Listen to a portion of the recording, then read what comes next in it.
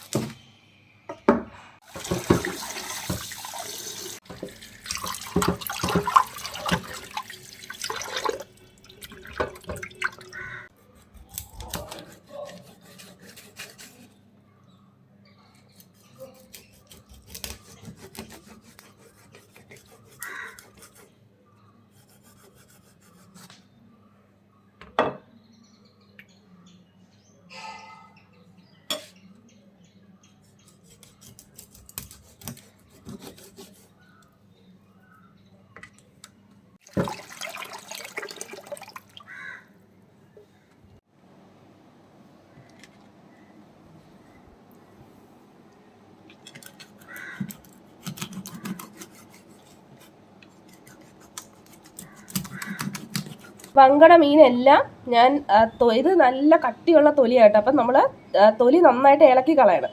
തൊലി ഇളക്കി ചെറിയ കഷ്ണമാക്കി മുറിച്ച് വെച്ചിട്ടുണ്ട്. ഇനി ഇത് നന്നായിട്ട് ഒന്നുകൂടി കഴുകിയെടുക്കണം. ഒരു 3-4 വെള്ളത്തിൽ നന്നായിട്ട് കഴുകണം. പിന്നെ ഈ കൊല്ലം തിരുവനന്തപുരത്തൊക്കെ ഇതിനെ വങ്കട എന്നാണ് പറയുന്നത്. ചില സ്ഥലത്ത് മങ്കട എന്നൊക്കെ പറയും. അപ്പം നിങ്ങളുടെ സ്ഥലത്തിന് വേറെ പേരാണെങ്കിൽ നിങ്ങളൊന്ന് കമൻറ്റ് ചെയ്യാം കേട്ടോ. അപ്പോൾ ഇതാദ്യം നമുക്കിനി നന്നായിട്ടൊന്ന് കഴുകിയെടുക്കാം.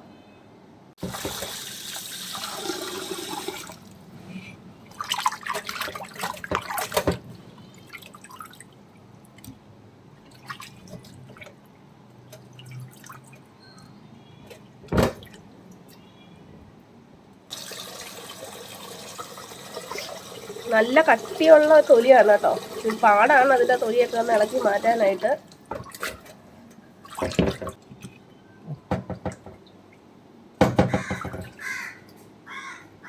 അപ്പോൾ വങ്കട മീൻ നമ്മൾ നന്നായിട്ട് കഴുകി വെച്ചിട്ടുണ്ട്. ഇനി നമുക്ക് കറി വെക്കാം. അപ്പോൾ വങ്കട കിട്ടുമ്പോൾ നിങ്ങൾ ഈ രീതിയിലൊന്ന് ചെയ്ത് നോക്കുക കേട്ടോ. ഇന്നത്തെ നമ്മുടെ വങ്കട കറി നമ്മൾ തയ്യാറാക്കുന്നത് തേങ്ങ ഒന്ന് വറുത്തെടുത്തിട്ടാണ് നമ്മൾ കറി ചെയ്യാൻ പോകുന്നത്. അപ്പോൾ വങ്കട മീൻ കഴിച്ചാൽ സങ്കടം മാറുന്നതാണ്. അപ്പോൾ നിങ്ങൾ കഴിച്ച് നോക്ക്, സങ്കടം മാറില്ലെന്ന് അറിയാമല്ലോ. അപ്പോൾ വറുക്കാനായിട്ട് ഞാനൊരു നോൺ സ്റ്റിക്ക് പാൻ വെച്ചിട്ടുണ്ട്. നോൺ സ്റ്റിക്ക് ആണെങ്കിൽ ഞാൻ കുറച്ച് എണ്ണ ഒഴിക്കുന്നുണ്ട് കേട്ടോ വറുക്കാനായിട്ട്. നമ്മൾ തേങ്ങ വറുത്തരയ്ക്കുന്നതുകൊണ്ട് തന്നെ വെളിച്ചെണ്ണ ഉപയോഗിക്കുന്നതായിരിക്കും നല്ലത്. ഒരല്പം എണ്ണ ഒഴിച്ചു കൊടുക്കാം. കുറച്ചേ ഒഴിച്ചിട്ടുള്ളൂ. ഒരു ടേബിൾ സ്പൂൺ എണ്ണ. അതൊന്ന് ചൂടാവട്ടെ.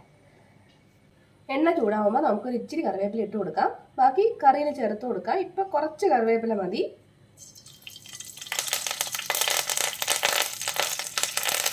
ഇനി തേങ്ങ ഇട്ട് കൊടുക്കാം. ഞാൻ അരമുറി തേങ്ങ ചിരകി എടുത്തിട്ട് മിക്സിയിലിട്ട് ജസ്റ്റ് ഒന്ന് ക്രഷ് ചെയ്തെടുത്തിട്ടുണ്ട്. എന്ന് വെച്ചാൽ എല്ലാം ഒരേപോലെ ഇരിക്കാൻ വേണ്ടി. അല്ലെങ്കിൽ പലതും ചിലത് മൂത്ത് പോവും, ചിലത് മൂക്കത്തില്ല. അപ്പോൾ ആ ഒരു പരുവ് ഒഴിവാക്കാനായിട്ട് നമ്മൾ ഇതുപോലെ മിക്സിയിലിട്ട് ജസ്റ്റ് ഒന്ന് ക്രഷ് ചെയ്തെടുത്താൽ എല്ലാം ഒരേ ഒരു പരുവത്തിൽ കിട്ടും. അപ്പോൾ അത് നമുക്ക് ഇതിലേക്ക് ഇട്ട് കൊടുക്കാം. ഇനി നമുക്കിത് നന്നായിട്ടൊന്ന് വറുത്തെടുക്കാം. ഇതിൻ്റെ കൂടെ ഒരു 4-5 ചെറിയ ഉള്ളി ഒന്ന് ചെറുതായിട്ടൊന്ന് അരിഞ്ഞെടുത്തതാണ്. നമുക്ക് അതും കൂടി ഇട്ട് കൊടുക്കാം. ഇപ്പോൾ തേങ്ങ വറുക്കുമ്പോൾ നമ്മൾ കൈ എടുക്കാതെ തന്നെ ഇളക്കണം കേട്ടോ, അല്ലെങ്കിൽ അത് അടി പിടിക്കും, അല്ലെങ്കിൽ കരിഞ്ഞു പോകും. ഞാൻ ഒരു 2 വറ്റൽമുളകും കൂടി ഇതിൻ്റെ അകത്തോട്ട് ഇട്ട് കൊടുക്കുന്നുണ്ട്. ഇനി എല്ലാം കൂടെ ചേർത്തിട്ട് നമുക്ക് നന്നായിട്ടൊന്ന് വറുത്തെടുക്കാം. നമ്മുടെ തേങ്ങ നന്നായിട്ട് മൂത്ത് വന്നിട്ടുണ്ട്. ഇനി നമുക്ക് ഫ്ലെയിം ഓഫ് ചെയ്യാം. ഫ്ലെയിം ഓഫ് ചെയ്തിട്ട് നമുക്ക് പൊടികൾ ചേർത്ത് കൊടുക്കാം. ഈ ചൂടിൽ തന്നെ അത് ചൂടായി വരേണ്ടതാണ്. പിന്നെ നമുക്ക് തീരെ ആവശ്യമില്ല. ഒരു ടീസ്പൂൺ മല്ലിപ്പൊടി, 2 ടീസ്പൂൺ മുളക് പൊടി, പിന്നെ 1/4 ടീസ്പൂൺ കുരുമുളകും, ഒരല്പം ഉലുവാപ്പൊടി, ഇത്രയാണ് എടുത്തിട്ടുള്ളത്. അതും കൂടി ചേർത്ത് നമുക്ക് നന്നായിട്ടൊന്ന് ചൂടാക്കി എടുക്കാം. ഇനി നമുക്ക് തീരെ ആവശ്യമില്ല കേട്ടോ.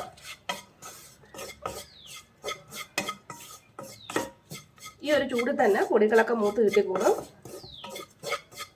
നമ്മൾ തീ ഇട്ടാൽ ഇതൊക്കെ ഇനിയും കരിഞ്ഞു പോകും.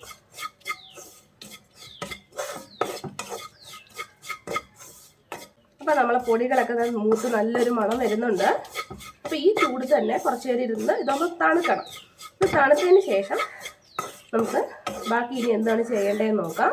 ഇതൊന്ന് തണുക്കട്ടെ, അതുവരെ നമുക്കൊന്ന് വെയിറ്റ് ചെയ്യാം. നമ്മുടെ തേങ്ങാക്കൂട്ടിനെ നന്നായിട്ട് തണുത്തിട്ടുണ്ട്. നമുക്കിനി ഇത് നന്നായിട്ടൊന്ന് അരച്ചെടുത്തുകൊണ്ട് വരാം. തേങ്ങാക്കൂട്ടെല്ലാം നമ്മളൊരു ജാറിലേക്ക് ഇട്ട് കൊടുത്തിട്ടുണ്ട്. ഇത് നന്നായിട്ടൊന്ന് അരച്ചെടുത്തുകൊണ്ട് വരാം. വെള്ളമൊന്നും ഒഴിക്കേണ്ട. നമുക്ക് നന്നായിട്ട് ആ എണ്ണ തെളിഞ്ഞ് വരുന്ന ഒരു രീതിയിൽ നമുക്കൊന്ന് അരച്ചെടുക്കാം. പിന്നെ ഒരുപാട് അങ്ങ് ഡ്രൈ ആയാലും ഒരു അല്പം വെളിച്ചെണ്ണ കൂടി ഒഴിച്ചിട്ട് ഒന്ന് അരച്ചെടുത്താൽ മതി കേട്ടോ. അപ്പം നല്ല കുറുകുറുള്ള ചാറ് നമുക്ക് കിട്ടും. കണ്ടോ, ഈ ഒരു പരുവത്തിൽ വേണം നമ്മൾ അരച്ചെടുക്കാനായിട്ട്. ഞാൻ ഇതിനകത്ത് ഒട്ടും തന്നെ വെള്ളം ഒഴിച്ചിട്ടില്ല, എണ്ണ ഒട്ടും ചേർത്ത് കൊടുത്തിട്ടില്ല. തേങ്ങ നമ്മൾ വറുത്തെടുത്ത തേങ്ങാക്കൂട്ട് മാത്രമാണ് മിക്സിയിലിട്ടൊന്ന് അടിച്ചെടുത്തിട്ടുള്ളത്. പിന്നെ കുറച്ച് സമയം എടുക്കും കേട്ടോ ഈ ഒരു രീതിയിലായി വരാൻ. അപ്പോൾ ജാർ നന്നായിട്ട് ചൂടാവുകയാണെങ്കിൽ കുറച്ച് നേരം ഒന്ന് വെയിറ്റ് ചെയ്യുക. ചൂടൊന്ന് പോയിട്ട് ഒരുപാട് സമയമൊന്നും വേണ്ട. കുറച്ച് ആ ചൂട് ജസ്റ്റ് ഒന്ന് പോയതിന് ശേഷം മാത്രം അരച്ചെടുക്കുക. കുറച്ച് സമയം എടുത്ത് ഇതേപോലെ കിട്ടും. അപ്പോൾ ഇങ്ങനെ കിട്ടണമെങ്കിൽ തേങ്ങ നമ്മൾ നന്നായിട്ട് വറുത്തെടുക്കും. നന്നായിട്ട് മൂത്താലേ ഈ ഒരു പരുവത്തിൽ കിട്ടും. അതാണ് നമ്മുടെ കറിയുടെ ടേസ്റ്റ്. അപ്പോൾ ഇനി നമുക്ക് കറി തയ്യാറാക്കാം. അപ്പോൾ കറി തയ്യാറാക്കാനായിട്ട് നമ്മൾ ആദ്യം ഒരു ചട്ടി എടുത്ത് വെക്കാം. അതിലേക്ക് നമ്മളിപ്പോൾ അരച്ചുകൊണ്ട് വന്ന ആ അരപ്പ് ചേർത്ത് കൊടുക്കാം.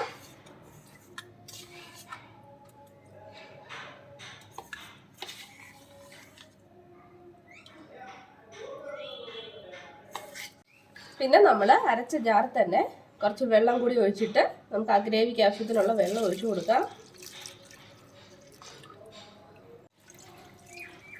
ഇതിൻ്റെ ചാറ് മതി കേട്ടോ. ചാറ് കൂട്ടാൻ തന്നെ നല്ല ടേസ്റ്റാണ്. ഇനി കൈ വെച്ചിട്ട് നന്നായിട്ടൊന്ന് മിക്സ് ചെയ്ത് കൊടുക്കാം. ഇനി നമുക്ക് കൈ വെച്ച് നന്നായിട്ടൊന്ന് മിക്സ് ചെയ്ത് കൊടുക്കാം.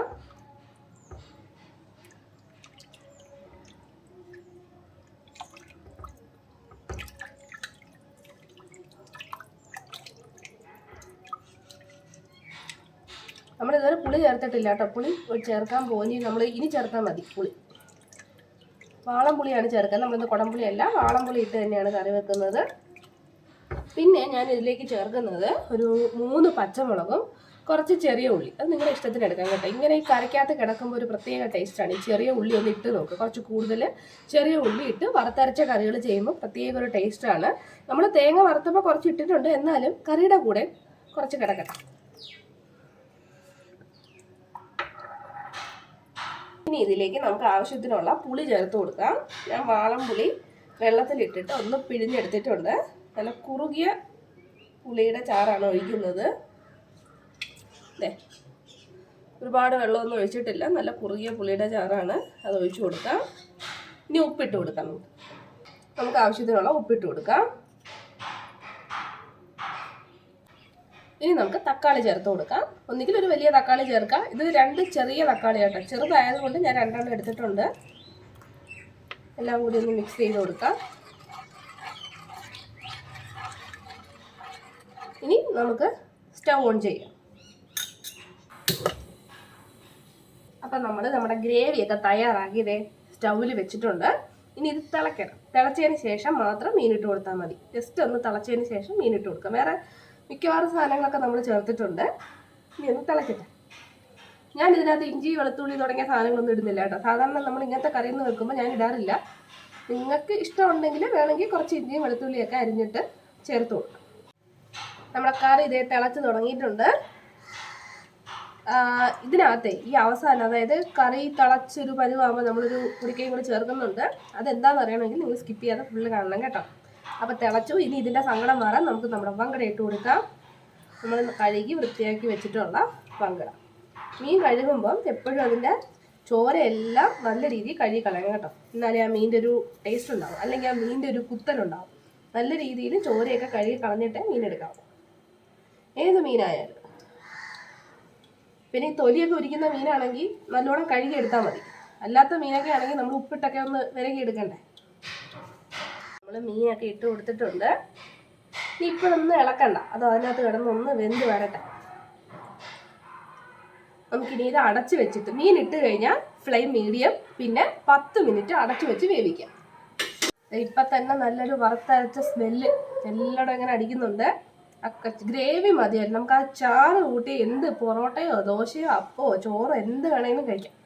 അപ്പം മീഡിയത്തിലാക്കുക, കവർ ചെയ്യുക. 10 മിനിറ്റാണ് നമ്മുടെ സമയം.